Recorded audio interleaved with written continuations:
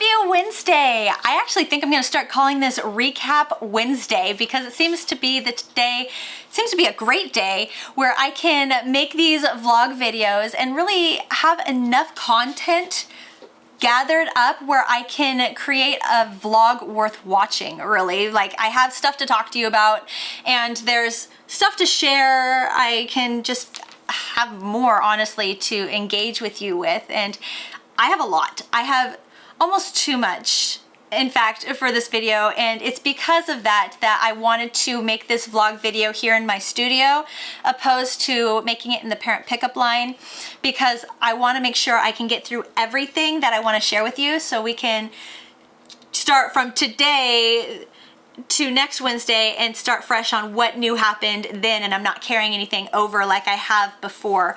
I want to make sure I just cover everything because there's a lot, and I don't want my camera to overheat and shut down on me like last week, and I don't want to be waiting for my son coming out of the building and then have to quickly wrap up the video before I'm done talking. I want to really just kind of hang out with you, spend some time with you, and share everything that I want to share with you because there is a lot. I plan on talking about the school square pants video that I released on Friday. I had a repeat question come up in the comment section a lot, and so I want to make sure like I talk about that a little bit. And then I also want to talk about Saturday, the holiday craft show that I did, Sunday being able to declutter and just do amazing things for my brain and what I did, and how doing that really led into my tutorial for this week, which I'm going to be talking about. So I'm going to be talking about the tutorial happening this week. I also want to catch up with you on how my progress is on the Nightmare Before Christmas kit box, where I'm at there. I want to also check in with you to see where you're at. I went to Michael's and I have a yarn haul here I want to share with you, and my intentions for all of the yarn that I purchased. It's not a lot, but there are specific intentions and why I have those intentions, and kind of talk to you a little bit about Christmas. See? There's a lot to talk about. And I have a Happy Meal that I want to share with you. Oh my gosh, was there anything else? And then really just kind of talking about this week's tutorial and what is happening this week. So, oh my gosh, there is a lot. Wow, so let's go ahead and get started. And I think I'm gonna get started right from the beginning, talking about Friday and the release of the school square pants video. That video, I'm so excited about it. I really am. It was a lot of work in the sense of what I did for that project. I learned a completely new project, pants, how to make them, what you have to take into consideration. I learned a whole new skill with the fillet stitch. I've never really played with the fillet stitch, but I took that fillet stitch and I made a skull with it in a square. So I created that pattern just from playing on paper, and then having to create these pants, and like all new project, never done it before, figuring it out, and then also being able to figure out how to do all the adjustments so that way people could make these pants for whatever body shape, size is out there, and it would hopefully fit comfortably, and like figuring all of this stuff out. It was one of those experiences where at the time it was a lot. It was just overwhelming in the sense of I needed to do it so quickly because I wanted to make sure it was done in time for people to get to that video before Halloween, so they could possibly still create the pants if they wanted to before Halloween. It was doable, so I was like in crunch mode right there. But I feel like what I gained from that video is so incredibly valuable. I am so grateful for that video because I can now take what I learned from that video and incorporate it into another like 5 projects. I'm already looking forward to it. It's going to be amazing. I'm so incredibly excited. So I am hoping that even if you didn't care for the skulls, which I get if you don't, it's not everybody's cup of tea. Some people absolutely are obsessed with it, but it's not everybody's cup of tea. You're not always going to be able to do something that everybody likes, and that's just the nature of the beast. But if you didn't like the skulls, watching how I assembled the pants, like if you substituted the skull for something else, I just showed you how to make a pair of pants. like that's crazy. And so I was so hoping that that people could take that video in that direction too. If they didn't want to do skulls, just taking what you learned from the video and being able to repurpose that information in another form, you know? So that was it. That's a video that I am going to constantly look back on, like for years to come, and be able to reference back on. It's going to be able to roll over every year for whenever somebody's interested in that project. It's going to be there. And yes, it was a lot of work, but I think that it's going to be one of those projects that I'm just so grateful for, so incredibly grateful for. So I'm so happy I did it. So happy. So one of the repeat questions that I kept seeing in the comment section for that video was that did I line the pants, or what am I wearing under the pants? Because when I showed the pants, you can obviously see through the squares. You can see through the eyes, the holes. There's a lot of holes. The fillet stitches, the point of fillet is to have a lot of holes, and you close the holes to form the image. And that's how you make the image. But I got a lot of comments of, how come when you show the pants, there's holes through them, but in the pictures of you wearing the pants, there's no holes? Like, did you line the pants? What are you doing? And the answer is no. You can line the pants if you want to. Absolutely. I didn't show that. Maybe in the future when I'm doing another version of the pants, I can show how that would be done. But that was not something my brother-in-law asked for. He saw these pants made from somebody else. They did a completely different skull square. It looked completely different in that regard, and how they assembled the pants I wasn't a fan of. So I did my own thing. Like, I took kind of like the idea and made my own thing altogether. So the pants that he showed me, they were very much full of holes. Like, you could see through the whole pants. So I'm sure he already knows that, and he has ideas and intentions of how he's going to wear them.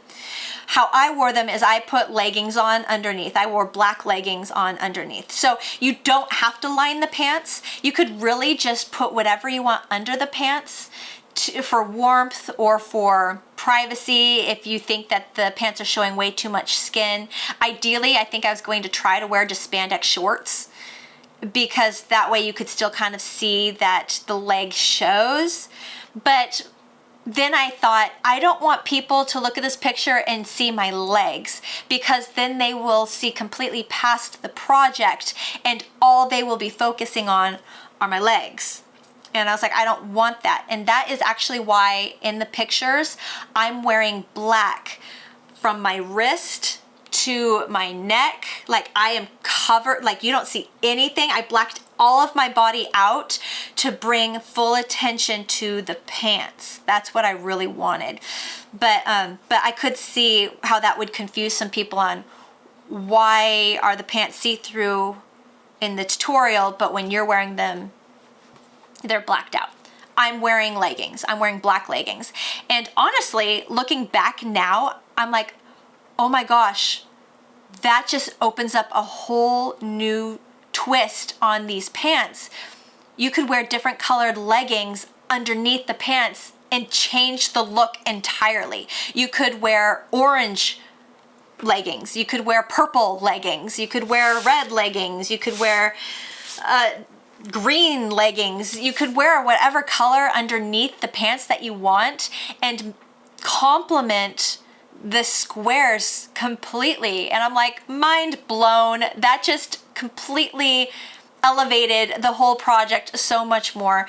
You don't have to be bare-legged underneath these pants. In fact, I mean, if you want to, they're comfortable enough to be worn just the granny square, you know, just the pants themselves on your legs, but you could 100% be concealed under these school square pants by wearing whatever leggings you want to wear and being able to play with that. So that's really cool. I like that idea. But I want to just be straightforward and let you know I didn't line the pants. You could if you wanted to. I did not. I literally just took the pants from the tutorial, covered myself in black, and then put the school square pants on over my black leggings and then took pictures. That's how I did it. So I wanted to just let you guys know because that was such a common question asked. All right, then right after the school square pants tutorial, Saturday, I had the craft show, the holiday craft show at my daughter's high school, and that was crazy. I posted a lot in my Instagram stories. Now, if you don't have Instagram, it was just most convenient for me to whip out my phone and quickly be like, boom, this is what's happening right now. Boom, this is what's happening right now. So if you are on my Instagram or you have Instagram but you don't follow me on Instagram yet, I encourage you to go follow me on Instagram because sometimes I pop things in there that I don't pop anywhere else. And it's not often, so don't think you're missing out on a lot. Do not have FOMO here, fear of missing out. Don't have FOMO. But in that case, I did. I literally posted at 5:11 a.m. in my driveway.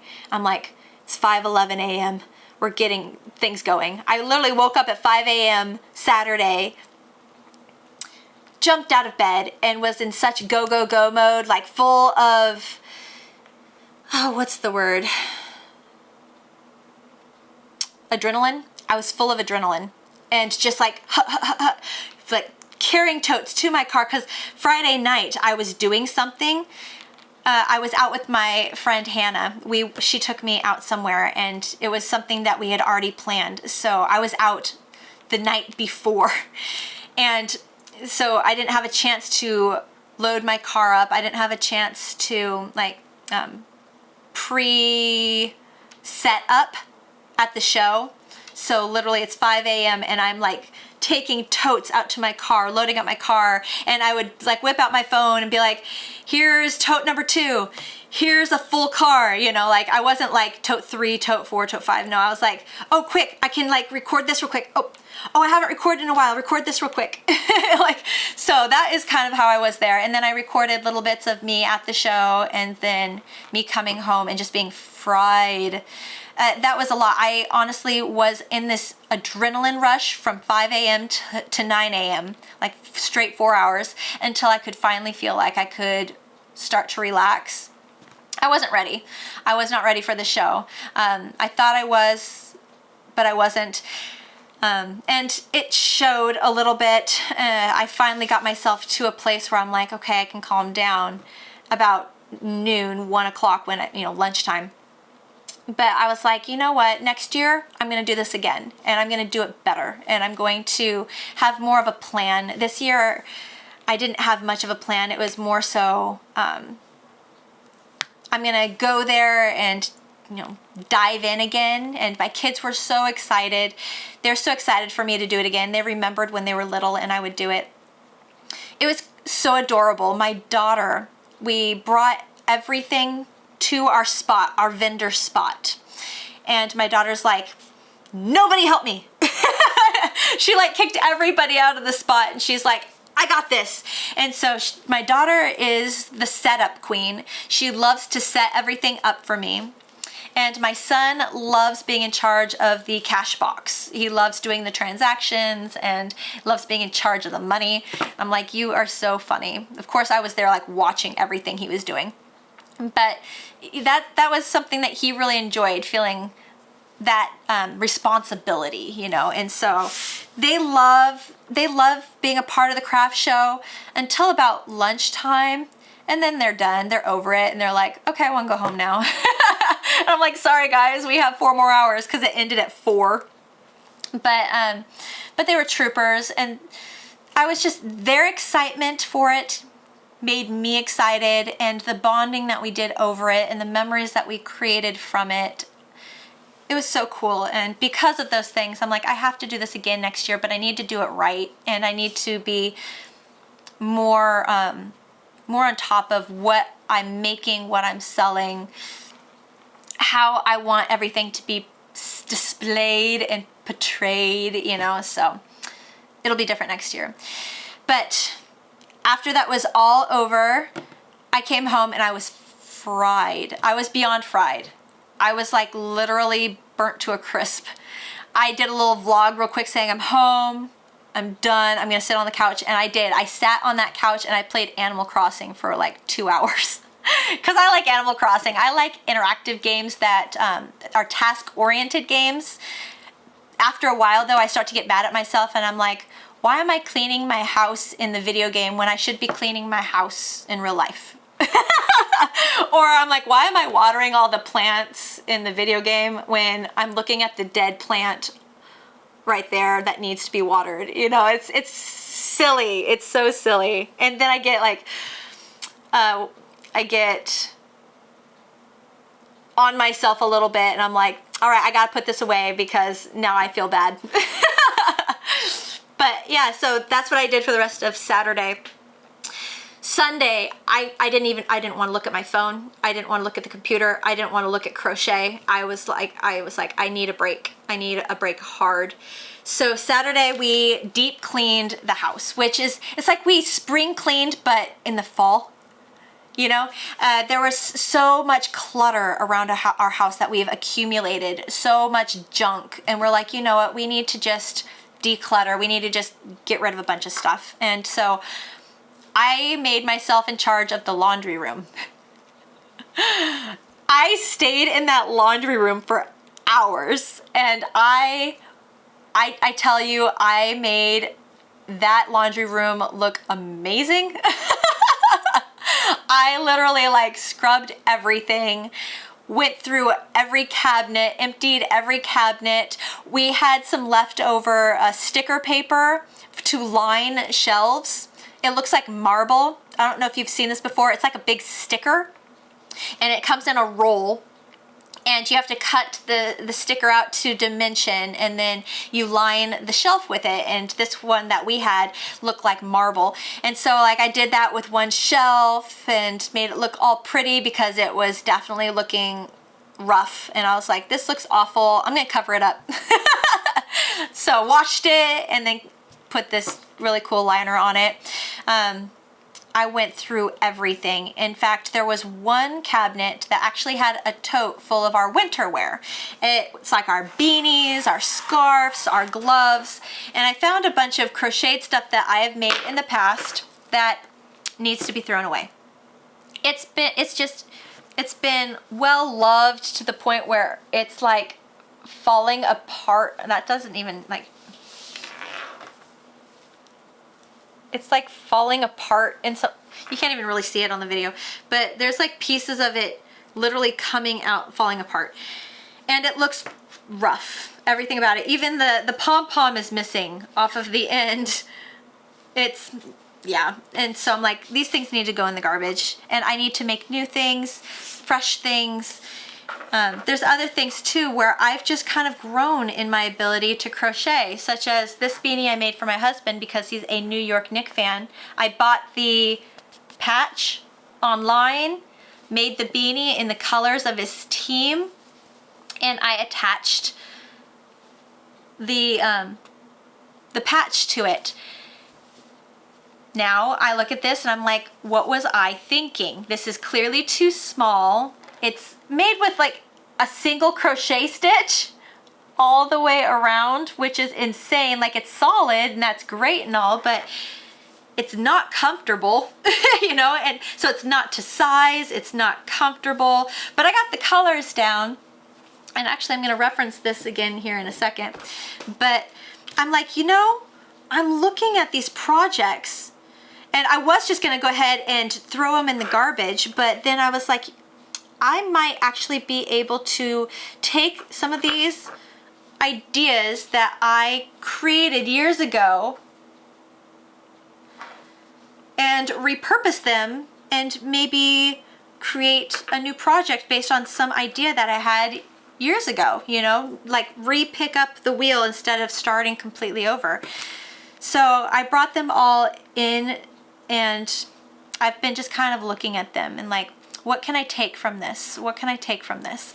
And honestly, this beanie right here, which was my son's, he loves the Seattle, or he used to follow the Seattle Seahawks football team, and that's where the colors come from. And he loved this beanie. He wore it all the time because of the colors, because it was connected to his team. And I was like, you know what? I'm gonna take this and I'm going to make another beanie with the whole idea of sports team / alumni beanie. And I'm going to use those spike stitches because they're super easy, they're beginner friendly, and I'm gonna do that. And so that's what I did for this week's tutorial. It's this beanie right here that I'm wearing, that hopefully you've been kind of eye-ogling throughout this video so far. Got a little pom-pom here, colors. And it's literally, guys, so the front brim here is post stitches. It's 2 front posts, then 2 back posts, then 2 front posts, 2 back posts. Nothing crazy. And then everything here, it's 3 rows of single crochet, then the first row of new color is single crochets and then a spike stitch, single crochet, spike stitch, and then 2 rows of single crochet, and then next color, couple single crochets, then a spike stitch, then single crochets. And so it's very easy stitches. It's going to be a quick tutorial that I'm going to whip up for you, and I'm going to like say in the tutorial itself that I encourage you to change the colors for your beanie to be the colors of whatever sports team or whatever college or whatever high school, you know, an alumni kind of feel. This is Marcus High School's colors, my daughter's high school's colors. Red, black, and white. And so I already know when I go around the school, I'm gonna have multiple people asking me where I found my beanie, and I'm already anticipating orders because that always seems to happen. Let me know if this happens to you as well. When you have a connection, people are like, ooh, I need one of those. And ideally, I was looking on the internet for a Marcus patch that I could then sew on the front of it to really make the connection, kind of like I did here, but I couldn't find one. I could keep looking, but I need to keep looking. I just don't know where else to look. You know, I did a Google search. I need to look around local sports shops, maybe. That's where I'm going to check next, local sports shops. But yeah, so this is going to be huge. 2 reasons. This is going to be this Friday's tutorial, by the way. So look out for this. Right after recording this video, sharing with you, I'm going to be recording this video on how to make this. And I'm going to have multiple size variations also in the pattern. So that way, if you want to make it a certain size, for a certain individual, a certain size, I will have that available for you. That always seems to be a question I get, so I want to have that ready. It is getting colder here, especially in Texas. We're definitely seeing the temperature drop. Even on the other side of the world where it's reverse weather, you're going from cold weather to hot weather, and so you still kind of feel that cold weather every now and then also. We're both in this weird limbo of one time of the day or certain days of the week it's hot, and certain days or certain times of the day it's cold. So we're still kind of both feeling it. But also, it doesn't matter what time of year it is. If the person is obsessed with a sports team or obsessed with a college or obsessed with a high school, or if they are super into some theme like Harry Potter or Star Wars, or if they're super into just NASCAR or tractors, maybe they're farmers and you have the whole John Deere thing going on. Like, people are into things. They really are. So find what they're into, find the colors, and then use the colors to make that thing. And now they're going to be obsessed with the item that you made because it's connected to something that they love. You got to make that connection. If you don't make that connection, you're missing the boat. okay? So that is why I'm super excited about this tutorial coming out Friday, because it's one going to be useful for all of those people that want to make things for charities or want to make things for, because it's getting cold outside, they want to make things for their family and friends, or if you want to make something as a gift for Christmas. Definitely giftable idea, especially for those boys and men that are so difficult to think of as Christmas gifts, especially crocheted Christmas gifts. So hard to think of what to make for a man or a boy. Think of what they're interested in. Find what they're interested in, then make the beanie in the colors of the thing that they're interested in, and you gotta win. Unless the person hates wearing hats, hates wearing beanies, then don't make a beanie, you know. But it's a surefire win. Beanies are usually awesome, very loved and accepted, especially if they are in the colors of something they're interested in. Okay, so definitely go off that. All right, so when it comes to, so found these projects. We're going back there. Oh my gosh, I'm looping back. Found these projects, and I'm excited to kind of dig into them a little bit more and revisit them and see how I can play with them and bring new life to old projects. All right, so that was Sunday. That was Sunday. Monday comes around and I know I want to make a beanie. But I know I want to make an alumni beanie, so that way it's connected and I can really talk about that in the tutorial, that don't just make this beanie. Like, you can if you want to, because it's super cute, super comfortable, and I'm super excited about it. But I'm calling this the alumni / sports team beanie, because the whole idea of this beanie is to make it in a themed color palette. And I'm going to encourage you in the video to change the colors, but I was like, okay, I want to make this beanie themed. I need to go to the store to buy the right colors so that way I can make sure it makes sense. Again, these are high school colors. They are specific. I didn't just find something in my stash, because that's not going to work. It will work if you want to make beanies for charity. It will work if you just want to make something to keep somebody's head warm. It'll be great. But if you want to make this as a gift, be specific with your colors. Otherwise, you're missing the boat. Okay, so Monday I went to Michael's. I went specifically to Michael's because I had ordered yarn and materials, and for some reason I must have gotten confused in the ordering process, and half of the order was delivered to me and half of the order was delivered to the store for pickup. I'm like, I can never make it to the store. What happened? What did I do? What did I push? So by the time I made it to Michael's, they had already reshelved my order and canceled the order. So I'm like, oh my gosh, I need to go back to the shelf to see if they still have the yarn, because this yarn is specific for, the yarn that I had ordered online was specific for a Christmas present that I'm making for my sister. My sister, a couple of years ago, it was like last year or the year before that, I asked her if there's something that I could crochet for her, and she asked me if I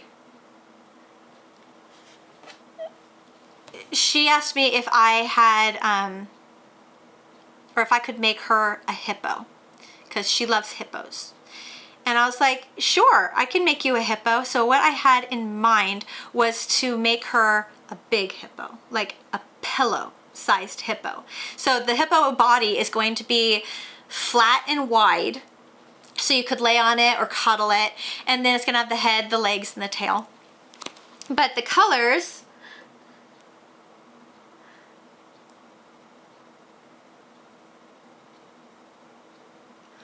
that I wanted to make this hippo with were, so the colors were this beautiful gray.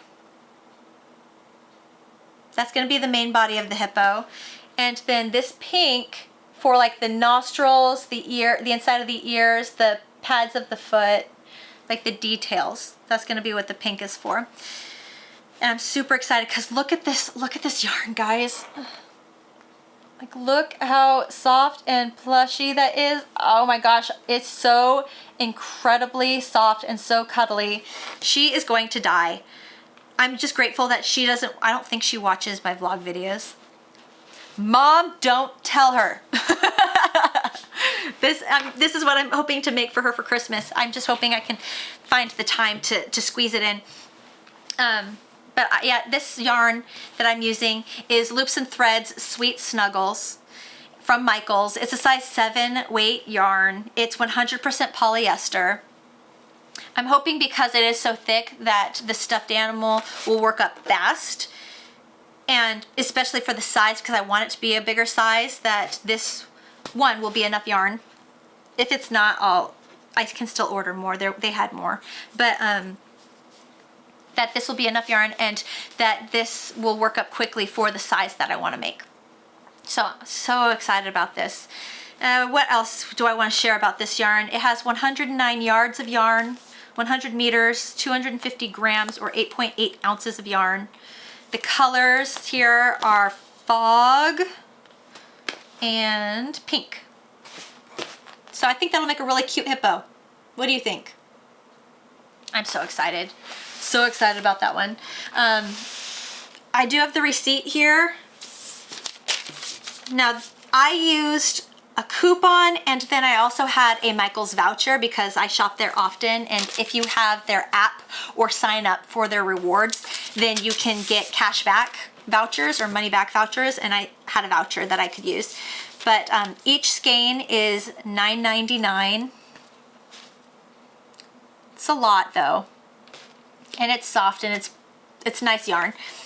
So $9.99 a skein, but I paid $6.10 per skein. So that is where we're at on that. Now when it comes to, I also went to Michaels because I'm like, well, I'm here getting the yarn for my sister's project for Christmas. I also need to get the yarn for the beanie that I want to make for this week's tutorial. And so I got these 3 colors right here. Obviously, they match. They are Loops and Threads Charisma yarn. It's a size 5 bulky weight yarn. There we go. It is in the colors Off-White, Black, and Red Heather. And yeah, the red has like black in it. You're not gonna wanna focus now?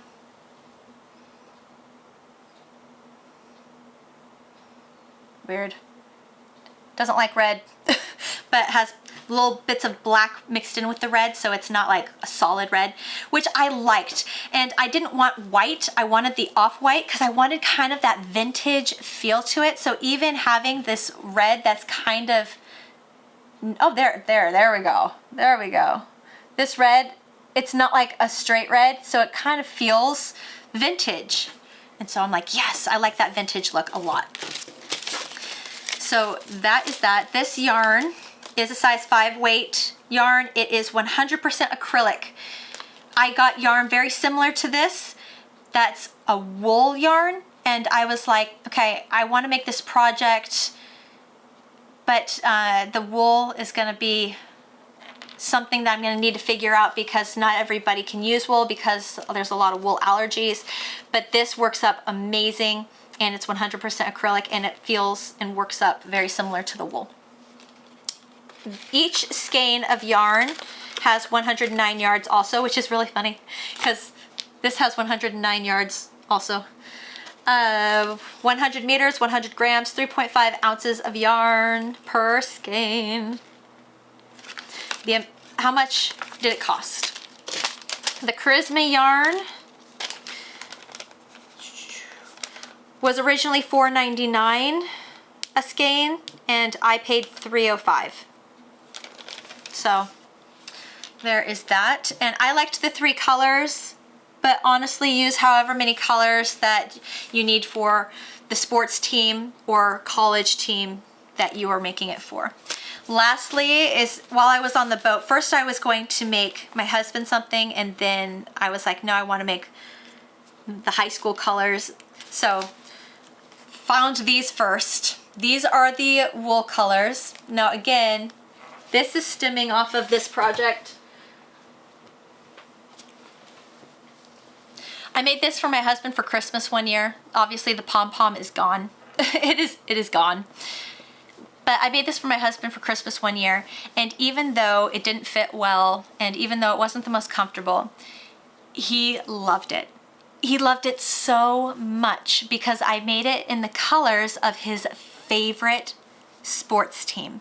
And I was able to find the patch to connect it to his sports team. So he actually wore this a couple times, even though it wasn't the best fit, just because he loved it so much, because it was connected to something that he loves so much. So that's just another example of how important it is for you to get the colors right. Sports teams, what are they connected to? Again, interests, hobbies, favorite things that you see them kind of obsessed with, you know, like go with that. So when I saw this, I was like, this needs to go in the garbage. What I'm thinking about doing is I'm going to remove the patch, and I'm going to remake a beanie in these colors, which I think are also very vintage. And he likes old school / vintage looking things. So I think this is gonna be so awesome. Remake him a really good beanie, reattach the patch. It's gonna be amazing. So what I have here is Wool Ease Thick and Quick by Lion Brand.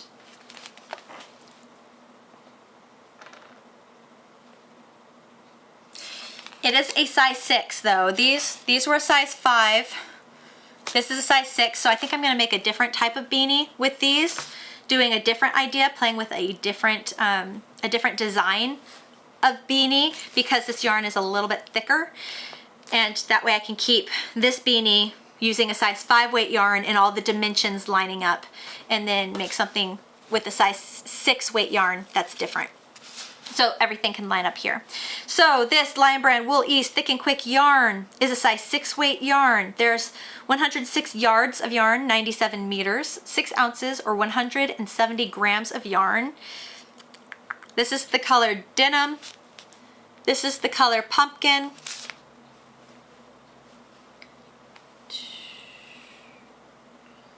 Oh, 80% acrylic, 20% wool. So it's not even a whole lot of wool, but enough where there's enough where if somebody's allergic, they're gonna have issues. Yeah, 80-20. Anything else? How much did those guys cost? Everything again was from Michael's Craft Store. Those guys were originally $8.99 each, and I paid $5.49 each. So again, this is stuff that I bought this week. I actually bought it on Monday. So today is October 26th. So that would have been Monday, October 24th. So the sale may be over, you know, so you may or may not be able to get those prices. If you have coupons, always use coupons. Vouchers, always use vouchers. So that leads us to Monday. Tuesday, I went to ship out some orders. I went to the post office, and I had spoke with one of my crafters gatherers, Mary, who told me that I needed to go to the post office this week because she was sending me something, and she told me what it was. But Mary sent me some happy mail. She sent me like 3.5 skeins of glow-in-the-dark yarn. That is a size 4. I'm so excited. So the glow-in-the-dark yarn that I bought previously is a size, it says fingering weight. So like size 1, size 2 weight yarn. It's really thin, and I was like, you know what, I can double up the yarn. I have 2 skeins of that I bought off of Etsy. I can double up that yarn and make an Oogie Boogie with him, with my Nightmare Before Christmas crochet kit that I have here. But I'm like, I don't know if I'll have enough to make 2, because I want to make one for me and one for my sister.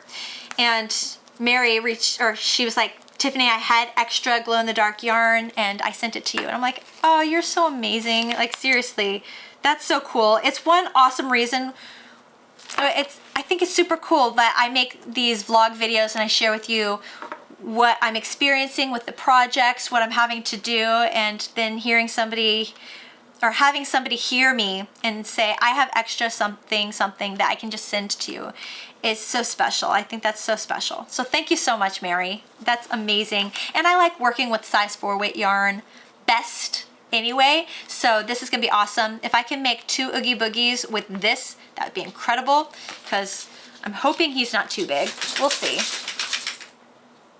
We'll see. But if I need to dig into that thinner yarn, I will.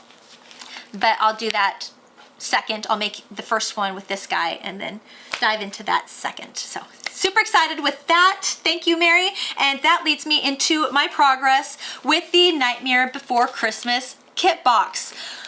Honestly, I started working on him a little bit Monday, and I really I pushed the gas pedal more today, and I got a lot more progress done on him today.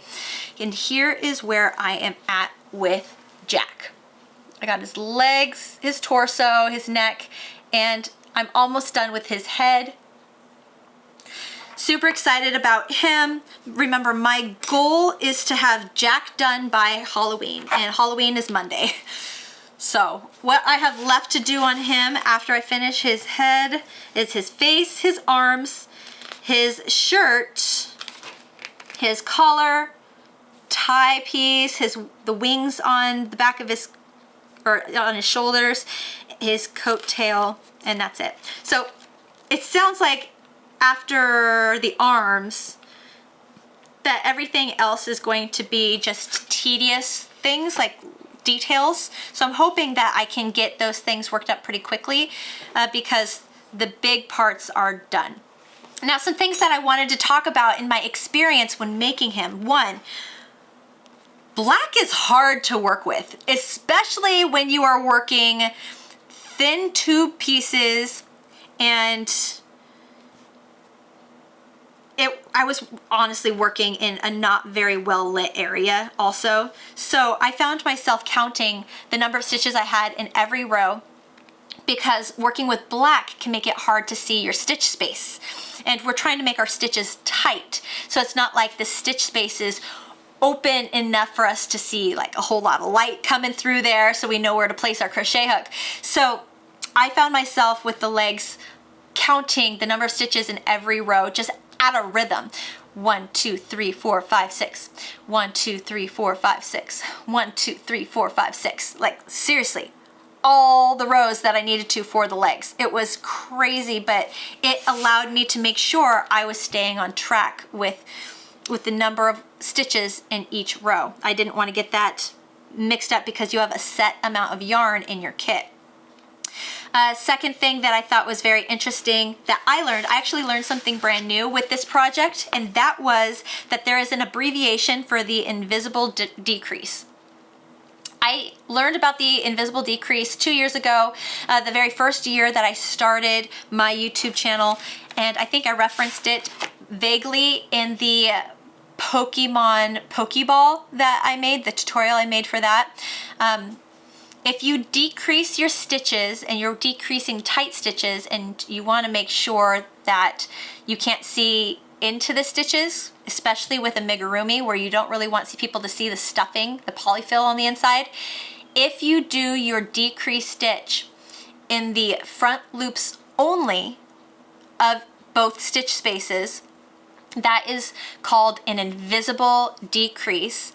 And that it's invisible because the back loops that were left behind that didn't get picked up by your crochet hook, they stay left behind and they kind of fill in that space, so that way you're not left with an open hole with your stitches with that decrease. So it's kind of a cool trick.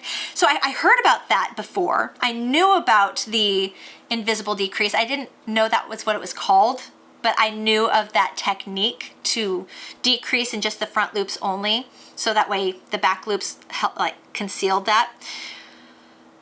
But not only is there a name for it, come to find out, but there's also an abbreviation for it, the INV DEC, invisible decrease. So learned something new. Now I will use that in future amigurumi patterns. So very excited about that. And thirdly, the third thing that I noticed and wanted to bring to everyone's attention is I was working him up, and I was getting to the top of his neck, and I was working the neck and the bottom part of the head, and I was still using black. And I was like, wait a second, I know for a fact that his head is not black and his neck is not black. So I looked back in the pattern, I'm like, when did they switch colors? Because I didn't catch that. And then I realized, after reading through the entire instruction, that at the very end of round 47, after they tell you what to do in round 47, they just continue adding, then change to white. I was looking for a different breakdown of like, here's round 47, complete round 47, and then like in bold or something, now change to white. Because that's how I write it in my patterns, is I try to be as clear and specific as possible. So when I caught that detail, I was like, oh my gosh. So I had to frog a little bit of the project, go back to round 47 and change to the white. But wanted to point that out, that some of these directions are written within the rounds itself. So try to read everything with the round. Don't just read the beginning, because that's what I did. I saw round 47, then I saw like it says what it wants you to do in round 47, and I was like, got it, moving on. And I missed that now change to white part. So they also do have, I do like how they have sections pointing out to when you're adding the stems or the pipe cleaner things, that they tell you what to do there and when to start lightly stuffing. But another thing I learned, so this is the fourth thing I learned. So this project's actually taught me a lot, and that's why I encourage people to play with all sorts of different types of projects, because you learn things from one project that you can then apply to another project. And the more exposure you have to different techniques and different patterns and different ways of people doing things and different stitches and different this and that's, the more exposure you have to all of these things, the more knowledge you will have to start creating your own patterns, your own projects, doing your own things.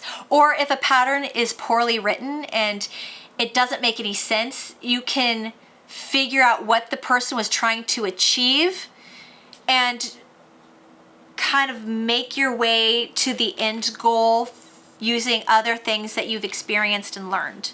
And that in itself is what makes an experienced advanced crocheter an experienced advanced crocheter, is because they have so much exposure that they don't even really need to look at the pattern. They just need to know what you're trying to achieve, and then they know how to figure it out on their own. And that's like a big deal. And you can do it. It is very possible. It's done all the time, but you just have to have that experience. And you can't stop learning. You can't stop trying. For me, an example, I've been crocheting since I was 4 years old. I just learned 4 new things off of a crochet amigurumi kit box. You know, things are always changing. People are so incredibly creative, doing new fun things. So yeah. The 4th thing that I learned was that pipe cleaners, the fancier name for a pipe cleaner, is Chanel stem. I never ever would have called that a Chanel stem. I never ever would have known what a Chanel stem was if it wasn't for the fact of them saying, okay, now fold this thing. And I'm like, what are they talking about? Okay, the only thing that I can fold is that. Oh, the pipe cleaner is a Chanel stem. Okay, I will start referring to that now as a Chanel stem. Like, cool, all right. So that is where I'm at. Where are you at? Where are you at in the kit, the Nightmare Before Christmas? Have you started? Are you further than me? Are you already finished with Jack? Are you working on a different piece? Have you not even started yet? Which I totally understand. I literally just kind of forced myself to begin this project like yesterday, Monday or yesterday, started on his legs. Definitely did a lot of progress today because I really want to get Jack done before Halloween. My goal, you know. So, and I also wanted to have something to show you guys. You guys hold me accountable. You really do. And so if you haven't gotten started, I completely understand. But I hope you do give it a try because I'm having a lot of fun. I'm really enjoying it. This is super cool. It's very, very cool.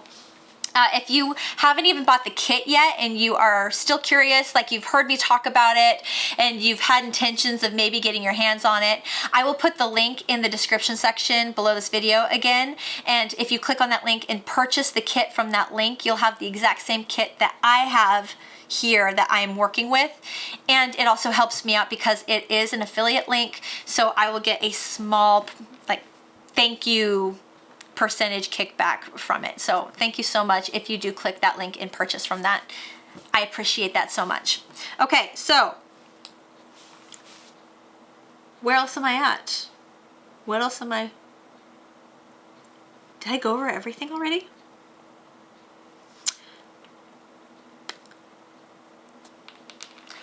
Went over the School Square Pants and the comment, went over Saturday's craft show, went over Sunday cleaning and decluttering, which led me to all of these amazing projects that gave me inspiration for this week's tutorial. Talked about Michael's yarn haul, went over all that, went over my Happy Mail from Mary, went over my progress with the Nightmare Before Christmas kit box. Cool, went over all that. So the only other things that I want to share with you is, one, I launched Mystery Box Giveaway number 19 yesterday. If you did not know that yet, go enter in that right now. I'll make sure I post a lot of clips and a lot of reminders to people because I still get a lot of people saying, I didn't know that there was a giveaway happening, so I want to make sure I do my best to get the word out so that way everyone who wants to enter can enter into the giveaway. Super excited. So I'm announcing the winner to that this Saturday at 1 p.m. Central Standard Time, Texas time, live on my YouTube channel, on my main channel. And Crafters Gatherers, I will see you guys tonight. We are doing our Halloween contest.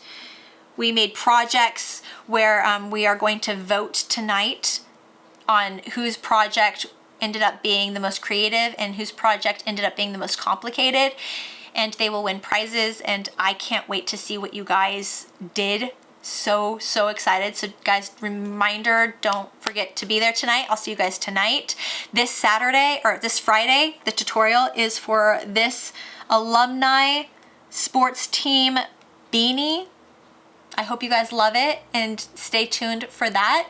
Let me know if you have any questions. I hope you guys have a great day. That's all I got.